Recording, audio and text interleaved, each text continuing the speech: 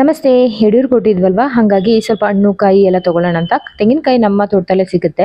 ಹಾರ ತಗೋಬೇಕಾಯ್ತು ಮನೆ ದೇವ್ರಿಗೆ ಅಂತ ಅಂದ್ಬಿಟ್ಟು ಸೋಲೂರ್ ಹತ್ರ ನಿಲ್ಲಿಸಿ ನಾವು ಏನು ಅರಿಶಿನ ಕುಂಕುಮ ಎಲ್ಲ ತಗೊಳ್ತೀವಿ. ಹಂಗಾಗಿ ಹುತ್ತಕ್ಕೆ ಪೂಜೆ ಮಾಡಬೇಕಾದ್ರೆ ಅದಕ್ಕೊಂದು ಸೆಟ್ಟು ಮತ್ತು ಮನೆ ದೇವ್ರಿಗೊಂದು ಸೆಟ್ಟು ಅಂತ ಅಂದ್ಬಿಟ್ಟು 2 ಸೆಟ್ಟು ನಾನು ಪೂಜೆ ಸಾಮಾನು ತಗೊಂಡು ಮೊದಲು ಹುತ್ತಕ್ಕೆಲ್ಲ ಪೂಜೆ ಮಾಡಿ ನಂತರ ಮನೆ ದೇವ್ರಿಗೆ ಬಂದೆ.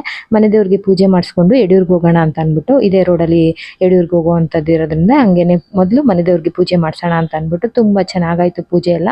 ನಂತರ ಬೆಳಗ್ಗೆಯಿಂದ ಉಪವಾಸ ಇದ್ನಲ್ವಾ, ಹಾಗಾಗಿ ಮೊದಲು ಊಟ ಮಾಡಿಬಿಡು ಆ ನಂತರ ನಾವು ಸಂತೆಗೆ ಮತ್ತು ಯಡಿಯೂರಿಗೆಲ್ಲ ಹೋಗೋಣ ಅಂತ ಅಂದ್ಬಿಟ್ಟು ಮನೆಯವರು ಹೋಟೆಲ್ ದ್ವಾರಕಾತ್ ನಿಲ್ಲಿಸಿದ್ದಾರೆ.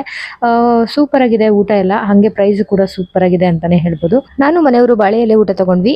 ಇದ್ರ ಲಾಂಗ್ ವಿಡಿಯೋನ ನಾನು ಯೂಟ್ಯೂಬಲ್ಲಿ ಅಪ್ಲೋಡ್ ಮಾಡ್ತೀನಿ ಸಂಜೆ, ನೀವು ಇಂಟ್ರೆಸ್ಟ್ ಇರೋರು ನೋಡ್ಬೋದು. ನಂತರ ನಾವು ಹೊರಟಿದ್ದು ಯಡಿಯೂರಿಗೆ ಹೋಗಿ ನಂತರ ಸಂತೆಗೆ ಹೋಗಿ ಅಲ್ಲಿಂದ ಬೆಣ್ಣೆ ತೊಗೊಂಡು ಬೆಂಗಳೂರಿಗೆ ರಿಟರ್ನ್ ಆದ್ವಿ. ಮನೆಯವ್ರಿಗೆ ಮಧ್ಯ ಸ್ವಲ್ಪ ಕೆಲಸ ಎಲ್ಲ ಇತ್ತು ಕುಣಿಗಲಲ್ಲಿ, ಅದೆಲ್ಲ ಮುಗಿಸ್ಕೊಂಡ್ವಿ. ಜನನೇ ಇಲ್ಲ ಯಡಿಯೂರಲ್ಲಿ. Thank you for watching.